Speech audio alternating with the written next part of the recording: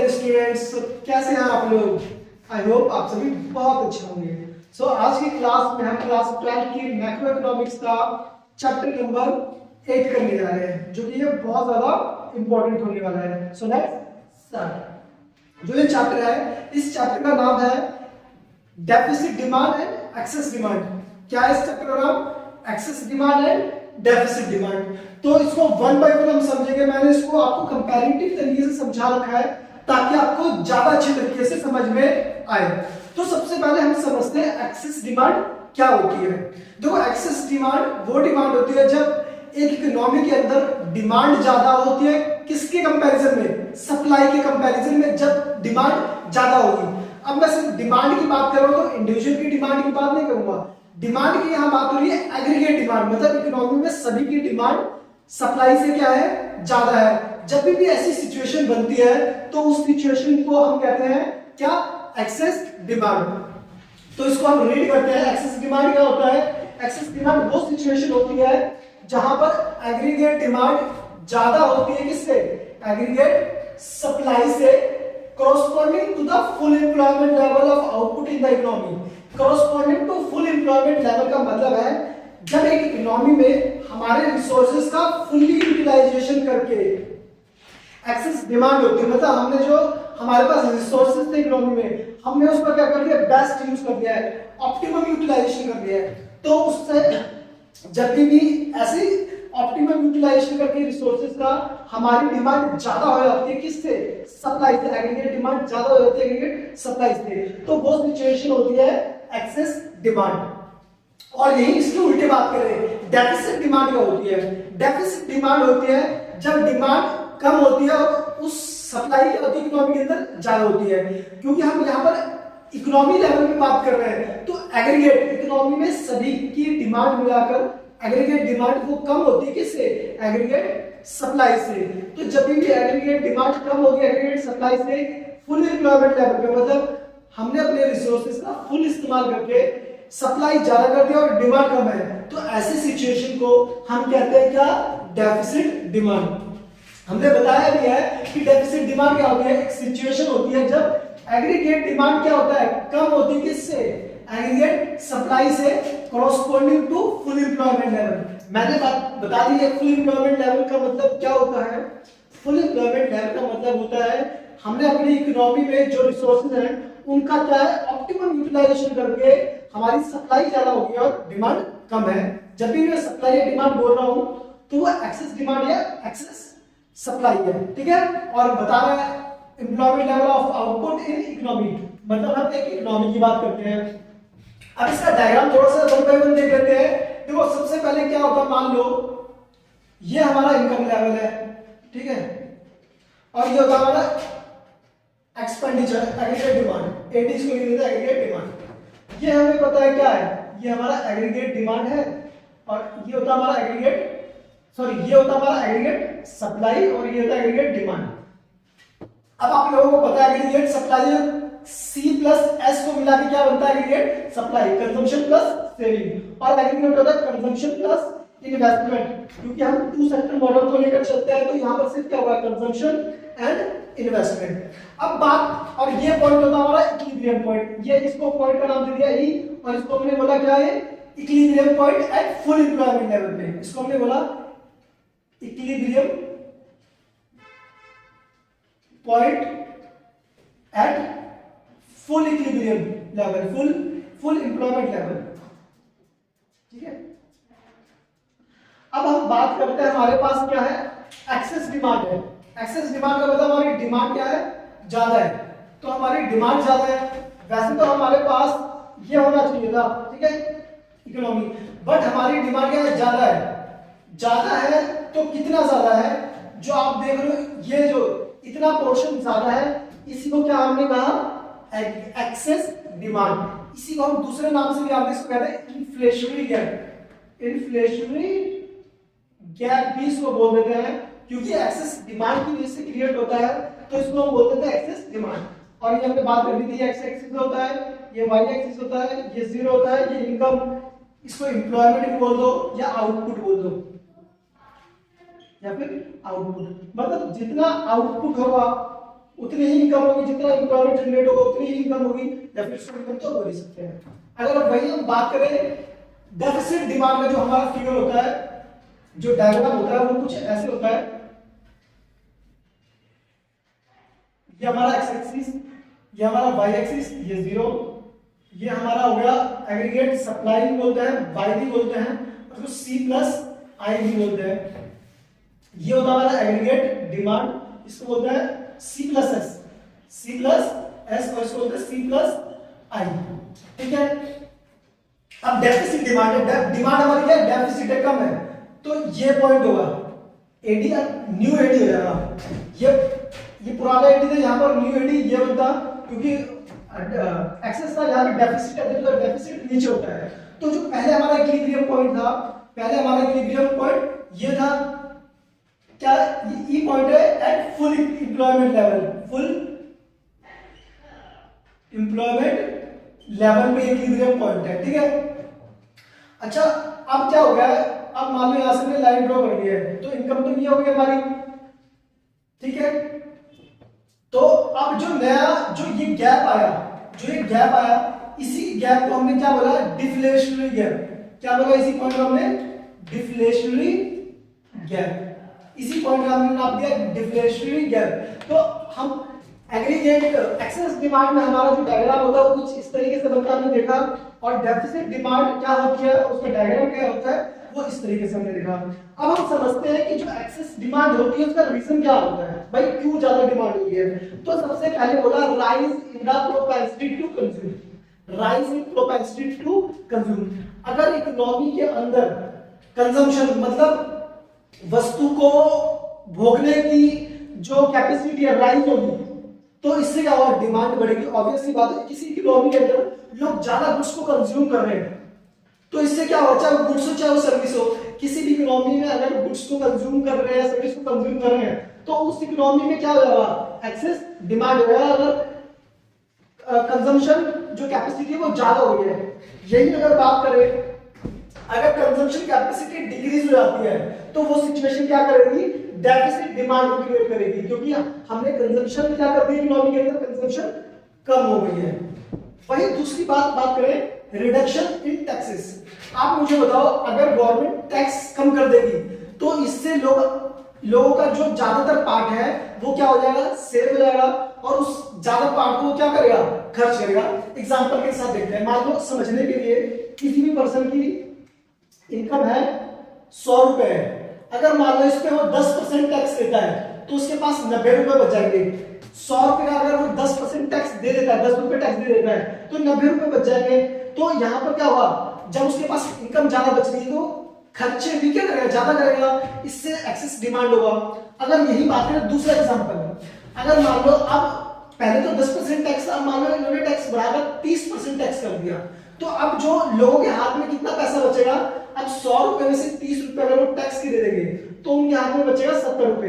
अब 70 रुपए बचेगा, इतनी से अगर टैक्स को इंक्रीज कर दे तो क्या होगा, खर्चा क्या हो जाएगा, कम हो जाएगा, तो डेफिसिट डिमांड होगी। मगर अगर टैक्स को कम कर दे, अगर टैक्स को इंक्रीज कर देंगे तो खर्चे कम हो जाएंगे, तो डेफिसिट डिमांड होगी। अगर टैक्स को कम कर दे तो खर्चे बढ़ जाएंगे, तो उसमें एक्सेस डिमांड होगी। समझ गया। थर्ड पॉइंट है इंक्रीज इन गवर्नमेंट एक्सपेंडिचर।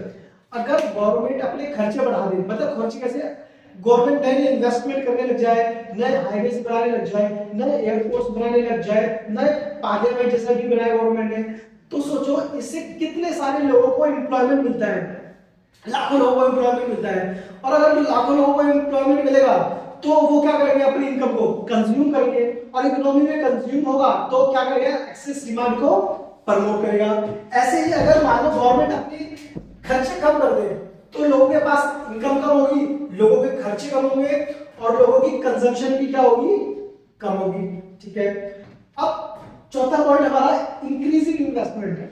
आप मुझे बताओ, किसी भी इकोनॉमी में अगर इन्वेस्टमेंट आएगा, लोग निवेश करेंगे, पैसा लगाएंगे, तो उस इनकम में क्या होगा, उस इकोनॉमी में इंप्लॉयमेंट जनरेट होगा, इंप्लॉयमेंट जनरेट होगा तो लोगों की इनकम जनरेट होगी, लोगों की इनकम जनरेट होगी तो लोगों के कंजम्पशन बढ़ेंगे, और कंजम्पशन बढ़ेगा तो एक्सेस डिमांड होगा। और यही बात करें इसका उल्टा, तो अगर इकोनॉमी में निवेश कम होता है, लोग पैसे निकाल के ले जाते हैं, तो इससे क्या है, एम्प्लॉयमेंट जाएगा, एम्प्लॉयमेंट जाएगा तो लोग बेरोजगार होंगे, बेरोजगार होंगे तो लोगों की कंजम्पशन कम होगी, और कंजम्पशन कम होगी तो डेफिसिट डिमांड की सिचुएशन क्रिएट हो जाएगी। अब आपको कंपैरेटिवली बहुत अच्छी तरीके से समझ में आ रहा होगा। कह रहा है फॉल इन इंपोर्ट।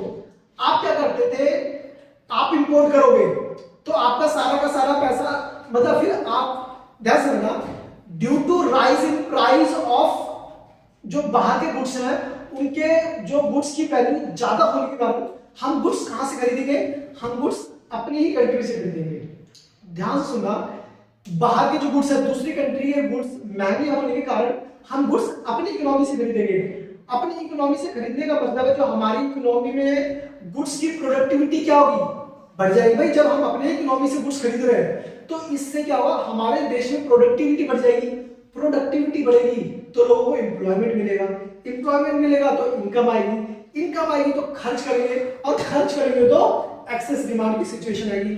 और यही बात करें राइज इन इंपोर्ट, अगर हम बाहर से सामान मंगा ले रहे हैं तो हमारे प्रोडक्टिविटी हुई नहीं, प्रोडक्टिविटी नहीं हुई तो इनकम जनरेट नहीं हुई, और इनकम नहीं जनरेट हुई तो कंजम्पशन भी कम हो जाएगी, जिससे हमारे पास डेफिसिट डिमांड की सिचुएशन क्रिएट होगी। अब बात करते हैं राइज इन एक्सपोर्ट। अगर हम अपना प्रोडक्शन बढ़ाएंगे तो हम बाहर भी क्या करेंगे, गुड्स को एक्सपोर्ट करेंगे। और ऑब्वियस सी बात है, अगर हम अपना प्रोडक्शन बढ़ा रहे हैं इकोनॉमी के अंदर, तो सेम वही वाला लॉजिक, अगर हमारी इकोनॉमी में प्रोडक्शन बढ़ रहा है तो जो हमारे देश के अंदर के जो गुड्स हैं, लोग एम्प्लॉयमेंट जनरेट होगा। अगर हमारे देश में उत्पादन बढ़ रहा है, उत्पादन बढ़ेगा तो लोगों को क्या होगा, एम्प्लॉयमेंट मिलेगा, एम्प्लॉयमेंट से इनकम जनरेट होगी, इनकम से उनके खर्चे बढ़ जाएंगे। और यही बात करें फॉल इन एक्सपोर्ट, अगर हम एक्सपोर्ट ही नहीं कर रहे हैं, इट मींस हमारे देश में प्रोडक्टिविटी इतनी नहीं हो रही है, प्रोडक्टिविटी नहीं होगी, एम्प्लॉयमेंट जनरेट नहीं हुआ, एम्प्लॉयमेंट जनरेट नहीं हुआ तो इतनी इनकम नहीं होगी, और इनकम नहीं होगी तो लोगों की जो डिमांड है वो क्या होगी, कम हो जाएगी। सो आपने दोनों के रीजन देख लिए, चाहे वो एक्सेस डिमांड है चाहे वो डेफिसिट डिमांड है, और आपको बहुत अच्छी तरीके से ये रीजन कंपैरिजन करके समझ में आ गए होंगे।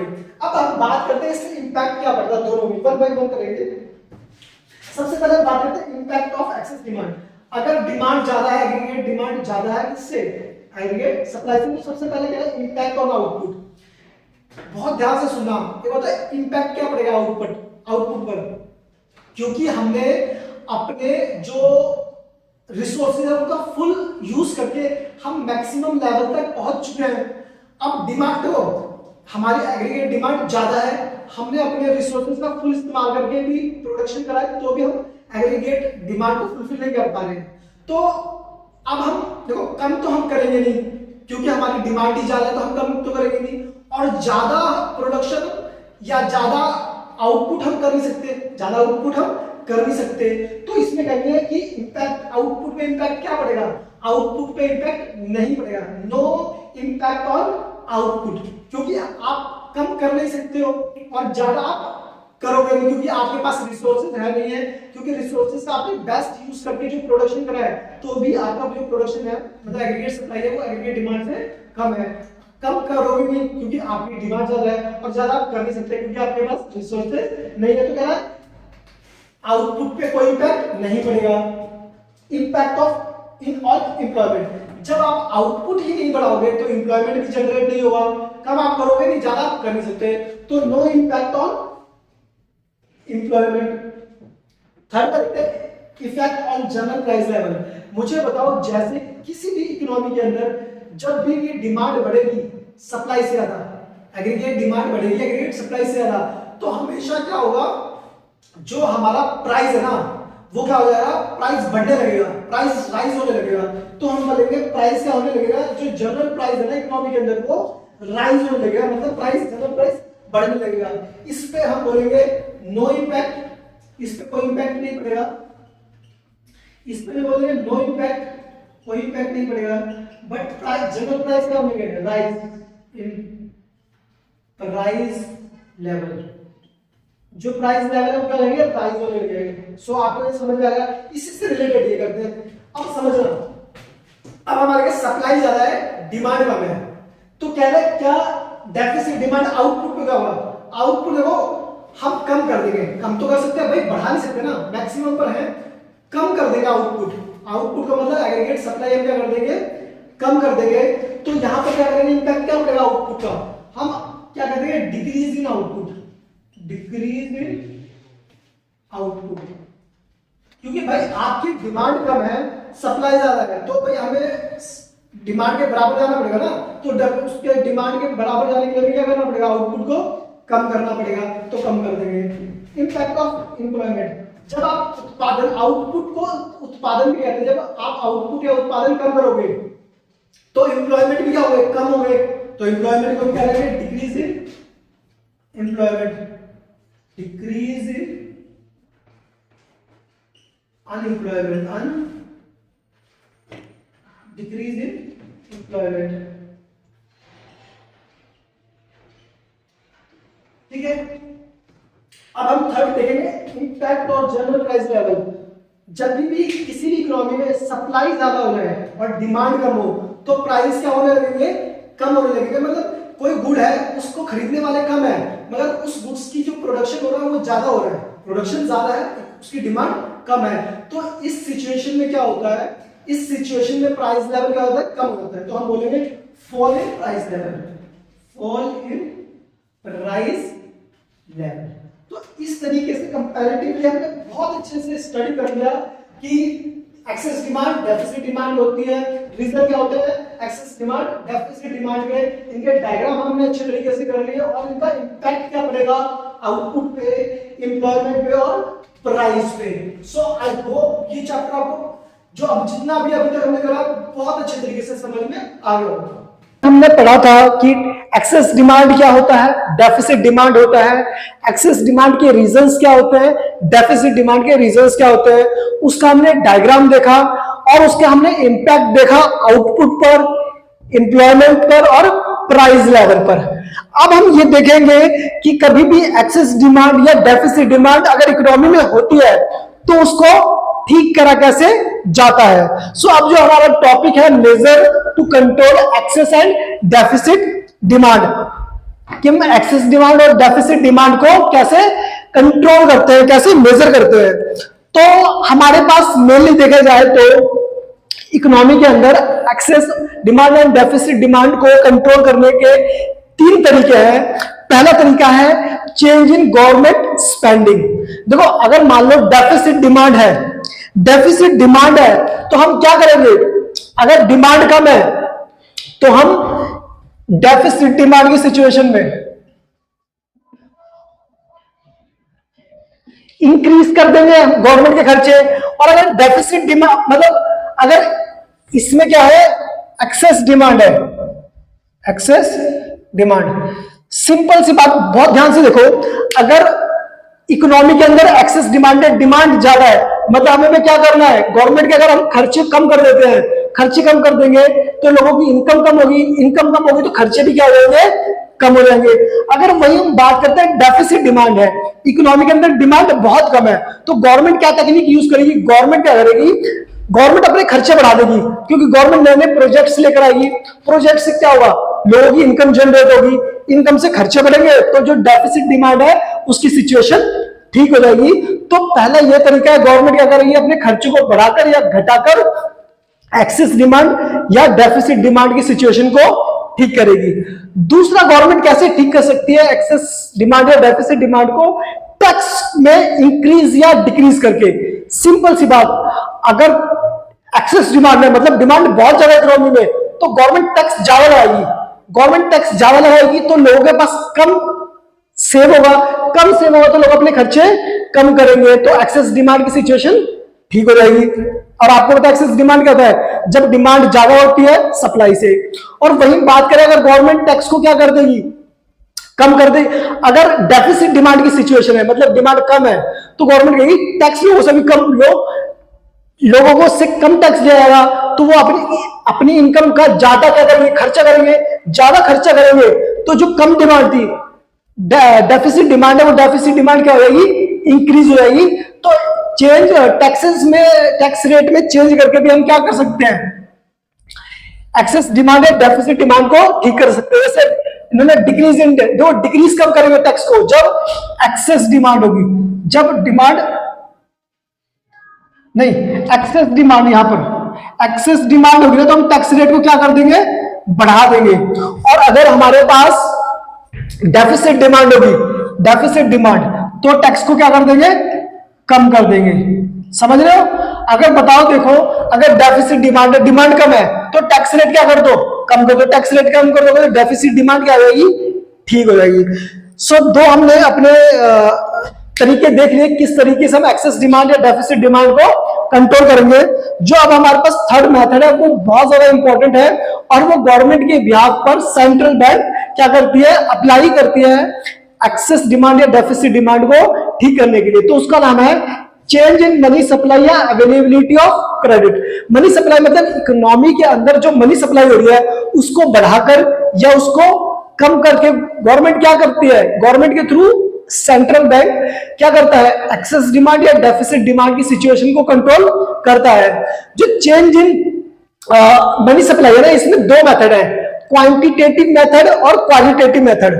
क्वांटिटेटिव मेथड में होता है कुछ रेट्स वगैरह में इंक्रीज डिक्रीज करके गवर्नमेंट क्या करती है, एक्सेस डिमांड और डेफिसिट डिमांड को ठीक करती है। और क्वालिटेटिव डिमांड है कि गवर्नमेंट इसमें क्या करती है, इसमें अलग अलग मेथड, अलग अलग तरीकों से क्या करा जाता है, एक्सेस डिमांड और डेफिसिट डिमांड को ठीक करा जाता है। तो सबसे पहले हमने बात करी कि जो मनी सप्लाई है उसमें दो तरीके होते हैं, क्वांटिटेटिव और क्वालिटेटिव। क्वांटिटेटिव में हमने बात करी बैंक रेट। देखो बैंक रेट वो रेट होता है जिस रेट पर सेंट्रल बैंक कमर्शियल बैंक को पैसे देते हैं लॉन्ग टाइम पीरियड के लिए। देखो यहां पर लिखा है bank rate at which central bank lands money किसको, कमर्शियल बैंक को, कितने टाइम के लिए, लॉन्ग पीरियड के लिए, तो उसको क्या कहते हैं, बैंक रेट कहते हैं। ठीक है, पहले एक एक समझ लेते हैं इनको, फिर इसको देखेंगे कैसे बैंक रेट में इंक्रीज करके या बैंक रेट को डिक्रीज करके हम एक्सेस डिमांड या डेफिसिट डिमांड की सिचुएशन सही कर सकेंगे। दूसरा क्या है, रेपो रेट। रेपो रेट भी सेम वही होता है। रेपो रेट वो रेट होता है जिस रेट पर सेंट्रल बैंक, जिस रेट पर सेंट्रल बैंक किसको पैसा देता है, सेंट्रल बैंक पैसा देता है कमर्शियल बैंक को। किसको देता है, कमर्शियल बैंक को। किस लिए, कमर्शियल बैंक को पैसा देता है, फिलहाल तो पैसा देता है छोटे पीरियड के लिए, शॉर्ट पीरियड के लिए, है ना, तो उसको क्या कहते हैं, repo rate. Repo rate at which the central banks lend money to commercial banks to make their short term needs. Short term needs को पूरा करने के लिए क्या करता है, पैसे देता है छोटे टाइम के लिए, तो छोटी जरूरतों के लिए जब पैसा दिया जाता है तो उसको कहते हैं रेपो रेट।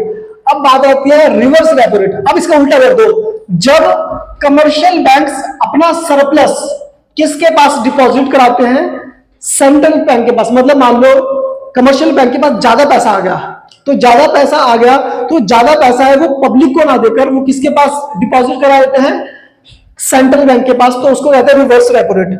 तो रिवर्स रेपो रेट होता है at which commercial banks can deposit their surplus fund, जो सरप्लस फंड होता है with central bank for relatively shorter period of time. जो छोटे पीरियड में क्या होता है, कभी इकोनॉमी के अंदर पैसा कम है या ज्यादा है, मतलब कमर्शियल बैंक के पास पैसा ज्यादा आ गया तो वो ज्यादा पैसा छोटे टाइम के लिए किसको देता है, सेंट्रल बैंक को, तो वो कहता है रिवर्स रेपो रेट। अब आता है open market operation. Open market operation क्या होता है, इसमें जो सेंट्रल बैंक होता है वो गवर्नमेंट की जो सिक्योरिटीज होता है उसको सेल परचेज करके क्या करता है, एक्सेस डिमांड या डेफिसिट डिमांड की सिचुएशन को कंट्रोल करता है। ठीक है, जैसे मान लो सिंपल सी चीज, गवर्नमेंट के शेयर थे, अगर गवर्नमेंट अपने शेयर सेल कर देगी, सेल करने से क्या होगा, सेल करने से इकोनॉमी का सारा पैसा किसके पास चला जाएगा, गवर्नमेंट के पास। तो उस सिचुएशन एक्सेस डिमांड हो रखी होगी, तो एक्सेस डिमांड को हम कैसे कंट्रोल करेंगे, गवर्नमेंट बाई कर लेगी, किसका, सॉरी बाई नहीं करेगी, सेल करेगी सिक्योरिटीज का, तो उससे एक्सेस डिमांड की सिचुएशन कंट्रोल हो जाएगी। Legal reserve ratio, legal reserve ratio क्या होता है, एक ऐसा रेशियो होता है जिसमें कुछ पैसा बैंक्स को रखना पड़ता है। अब उसमें हमने दो रेशियो पढ़े, कैश रिजर्व रेशियो और स्टैट्यूटरी लिक्विडिटी रेशियो।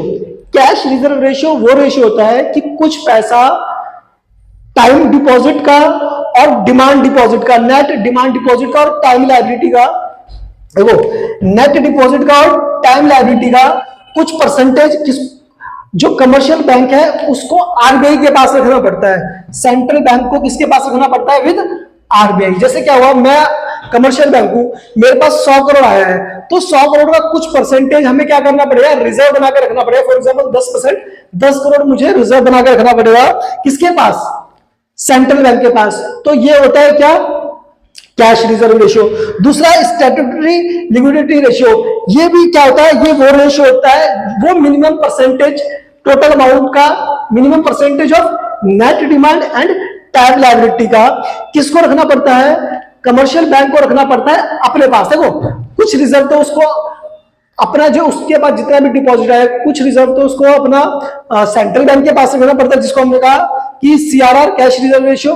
और टोटल जो भी पैसा है net demand deposit and time liabilities का, कुछ पैसा उसको अपने पास रखना पड़ता है। अब एक बार समझ लेते हैं नेट डिमांड क्या होता है।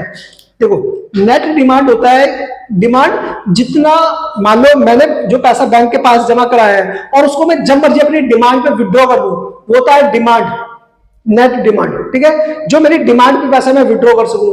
और टाइम लायबिलिटी होती है, जिसकी टाइम लायबिलिटी फिक्स होती है, जो एक पीरियड के बाद आपने बैंक में जमा तो कराया, बट एक पीरियड के बाद आप उस पैसे को निकाल सकते हैं। जैसे एग्जांपल आप देखो, एफडी, फिक्स डिपॉजिट, आपने आज फिक्स डिपॉजिट कराई, तो उसको ऐसा नहीं है जब मर्जी आप विड्रॉ कर सकते हो, उसका एक पीरियड होता है, तो उसी को कहा टाइम लायबिलिटी। तो सीआरआर क्या होता है, कैश रिजर्व रेशियो, जो कमर्शियल बैंक को एक मिनिमम परसेंटेज होती है, जो कमर्शियल बैंक को सेंट्रल बैंक के पास रखना पड़ता है। लिक्विडिटी रेशियो होती है, जो कमर्शियल बैंक को अपने पास रखना पड़ता है। तो ये आपको समझ में आ गया होगा। ठीक है, अब वन बाय वन ये तो दोनों आपको समझ में आ गए होंगे। मार्जिनल रिक्वायरमेंट, मोरल सुएशन और सिलेक्टिव क्रेडिट कंट्रोल में वन बाय वन आपको समझा देता हूं और लिखवा भी देता हूं कि ये दोनों होते क्या है। ठीक है, तो मैं समझाता भी रहता हूं और क्या होता है वो भी बताता रहता हूं। देखो जो मार्जिनल रिक्वायरमेंट होता है ना, वो डिफरेंस होता है, समझ लेते हैं। मार्जिनल रिक्वायरमेंट क्या होता है, मार्जिन रिक्वायरमेंट, देखो ये डिफरेंस होता है जितना आपने सिक्योरिटी रखा बैंक के पास और जितना आपका अमाउंट का जो लोन अमाउंट पास हुआ, उसके बीच का जो डिफरेंस होता है ना, उसको कहते हैं मार्जिनल रिक्वायरमेंट। ये क्या होता है, it is difference between the market value of security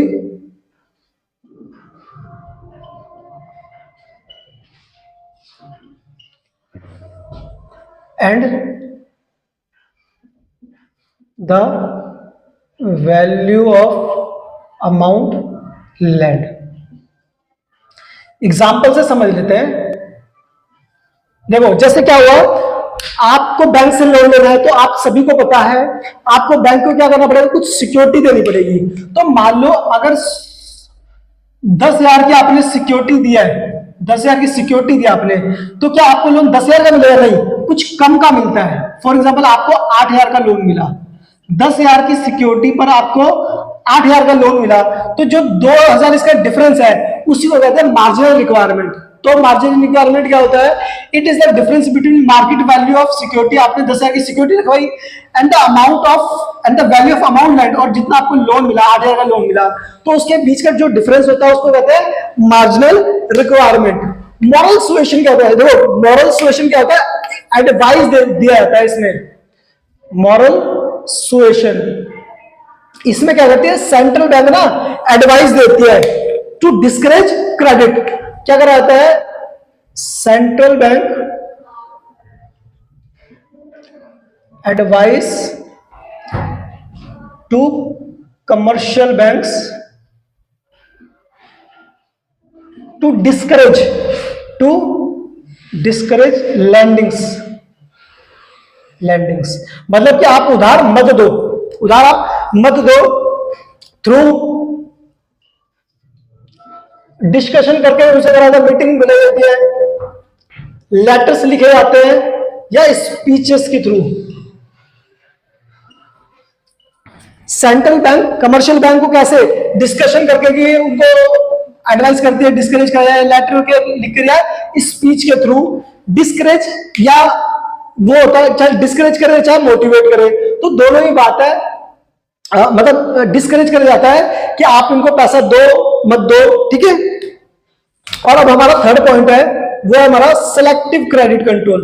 देखो सिलेक्टिव क्रेडिट कंट्रोल क्या होता है? सिलेक्टिव क्रेडिट कंट्रोल होता है कि भाई इकोनॉमी के अंदर ना सेलेक्ट करो, जो नीड है सिर्फ उनको ही क्रेडिट दिया जाए, अदरवाइज सबको क्रेडिट ना दिया जाए। जैसे क्या होता है, it is a method in which the central bank gives direction to other bank, क्या देते हैं other bank? To give or not to give, to give or not to give क्या चीज? क्रेडिट, ठीक है, फॉर सर्टेन पर्पज।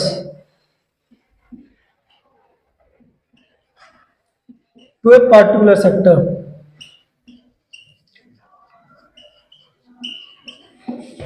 ध्यान समझना, मतलब जैसे क्या हुआ, किसी इकोनॉमी के अंदर गवर्नमेंट ने बता दिया कि आपको इस सेक्टर को क्या करना है, आपको इस सेक्टर को क्रेडिट नहीं देना है। इसके थ्रू गवर्नमेंट क्या करती है? गवर्नमेंट मीन्स जो सेंट्रल बैंक है वो इकोनॉमी में मनी सप्लाई को क्रेडिट करती है कि आपको इसको पैसे देने, इसको नहीं देने से मॉरल सिचुएशन। इसमें जो कमर्शियल सेंट्रल बैंक होता है वो एडवाइस देता है कमर्शियल बैंक को कि क्या करो, डिस्करेज करना है इस टाइम, या आपको मतलब मोटिवेट करना है थ्रू डिस्कशंस, लेटर्स या स्पीचेस। मतलब जैसे क्या हुआ भाई, कोई डिस्कशन हुआ उसमें बता देगी आपको पैसे देने हैं या नहीं देने हैं, लेटर्स के थ्रू बता दी कमर्शियल बैंक्स को, या स्पीच दे दी, अनाउंसमेंट वगैरह कर दी, इसके थ्रू बता दिया कि पैसा देना है नहीं देना, वो था मॉरल सिचुएशन। और मार्जिनल रिक्वायरमेंट तो हमने समझ ही लिया है कि जितना अमाउंट आपको लेना है, जितना लोन लेना है और जितना आपने सिक्योरिटी अमाउंट सिक्योरिटी दी है, उसके जो बीच का डिफरेंस होता है वो क्या होता है? वो होता है हमारे पास मार्जिनल रिक्वायरमेंट। अभी तो हमने इसको समझा कि मार्जिनल रिक्वायरमेंट या क्वांटिटेटिव इंस्ट्रूमेंट के मतलब क्या होते हैं, या क्वालिटेटिव इंस्ट्रूमेंट के मतलब क्या होते हैं। अब हम समझते हैं जो हमारा मेन रोल है कि एक्सेस डिमांड और डेफिसिट डिमांड को कंट्रोल कैसे करेंगे। तो आप बहुत ध्यान से देखना, अगर एक्सेस डिमांड और डेफिसिट डिमांड को कंट्रोल कैसे करेंगे, मुझे बताना। अगर हमारे पास दो सिचुएशन, एक्सेस डिमांड और डेफिसिट, ये हो गया आपका deficit demand and excess, deficit excess demand, deficit demand and excess demand. So सबसे पहले एक मिनट जाओ, सबसे पहले हम बात करते हैं बैंक रेट। हमने बात करी बैंक रेट क्या होता है। देखो बैंक रेट वो रेट होता है जिस रेट पर सेंट्रल बैंक क्या करता है, सेंट्रल बैंक कमर्शियल बैंक्स को फंड्स देता है लॉन्ग टर्म पीरियड के लिए। तो अगर मान लो इकोनॉमी में एक्सेस डिमांड है, एक्सेस डिमांड की सिचुएशन में गवर्नमेंट क्या करेगी? बैंक रेट को बढ़ा देगी। अगर सेंट्रल बैंक जो है ना, वो अगर बैंक रेट बढ़ा देती है तो कमर्शियल बैंक भी आगे क्या करेगा? बैंक रेट बढ़ा देगा। इससे लोगों को जो बैंक लोन है, लोन हैवी मतलब कॉस्टली पड़ जाएंगे। अगर लोन कॉस्टली पड़ेंगे तो वो डेफिसिट, अपनी डिमांड, जो पैसे की डिमांड है वो क्या कर देंगे? कम कर देंगे। और अगर इसकी उल्टा करें कि अगर डेफिसिट डिमांड की सिचुएशन है तो बैंक रेट को कम कर दिया जाएगा। बैंक रेट कम मिलेगा तो लोगों को कम रेट पर लोन मिल जाएगा, कम बैंक रेट पे लोन मिल जाएगा। तो उससे जो डेफिसिट डिमांड है उस सिचुएशन को हम ठीक कर पाएंगे। फिर सेम ऐसे रेपो रेट क्या होता है? रेपो रेट भी वही रेट होता है जिस रेट पर सेंट्रल बैंक किसको पैसे देते हैं? कमर्शियल बैंक को लॉन्ग टर्म नीड्स के लिए, सॉरी शॉर्ट टर्म नीड्स के लिए। ये लॉन्ग टर्म नीड्स के लिए होता है, ये क्या होता है? लॉन्ग टर्म नीड्स के लिए। और ये होता है हमारे पास शॉर्ट टर्म नीड्स के लिए, short term needs. So short term needs के लिए वही चीज, अगर एक्सेस डिमांड है तो रेट बढ़ा दो, क्योंकि इकोनॉमी में ऑलरेडी बहुत ज्यादा डिमांड है, तो रेट बैंक रेट, भाई लोन का रेट बढ़ा दो। तो उससे क्या हो गया? डिमांड कम हो जाएगी, लोग कम खर्चा करेंगे, कम लोन लेंगे तो डिमांड कम हो जाएगी। अगर डेफिसिट डिमांड है तो बैंक रेपो रेट क्या कर दो? कम कर दो, तो लोग ज्यादा लोन पे ले पाएंगे, जिससे जो आपकी डिमांड कम है वो वापस इक्वल हो पाएगी। अब बात करते हैं reverse repo rate. Reverse repo rate क्या होता है? अभी हमने बात करी है, रिवर्स रेपो रेट वो रेट होता है जिस रेट पर कमर्शियल बैंक्स अपना जो सरप्लस फंड होता है वो क्या करते हैं, किसके पास डिपॉजिट करते हैं, सेंट्रल बैंक के पास। तो जो अगर मान लो अगर गवर्नमेंट, अगर सेंट्रल बैंक अपना रेट बढ़ा दे तो कमर्शियल बैंक्स वो पैसा पब्लिक को ना देकर किसको दे देंगे, सेंट्रल बैंक को। इट मींस अगर एक्सेस डिमांड है, एक्सेस डिमांड में रिवर्स रेपो रेट को क्या कर दिया जाएगा, इंक्रीज कर दिया जाएगा।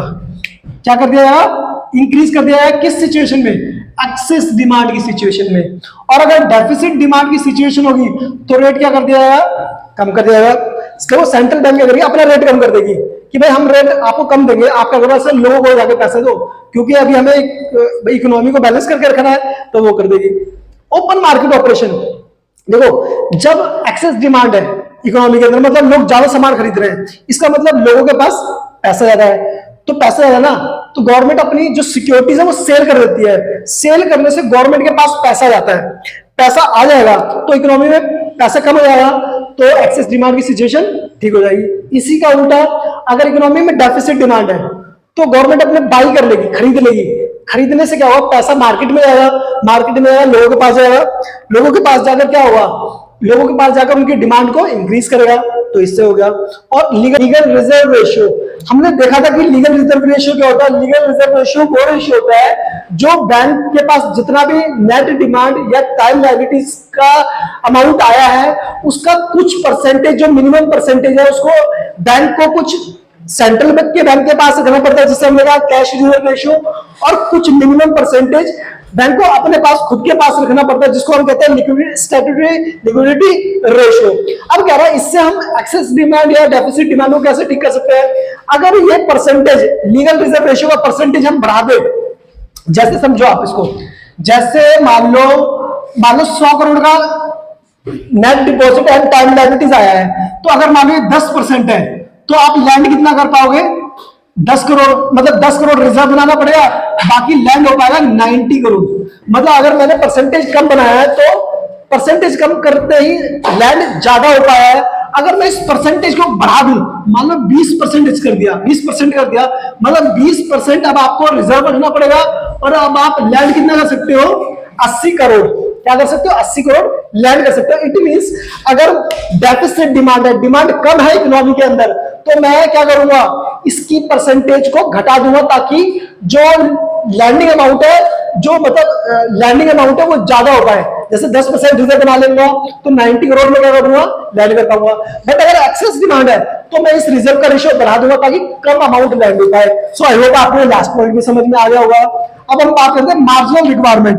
मार्जिनल रिक्वायरमेंट में हमने बात करी value of security, value of security and loan amount. क्या है दूसरा, लोन अमाउंट। हमने बात करी वैल्यू ऑफ सिक्योरिटी का, जैसे मान लो 1000 के आपने सिक्योरिटी रखवाई और लोन मिला आपको कितना,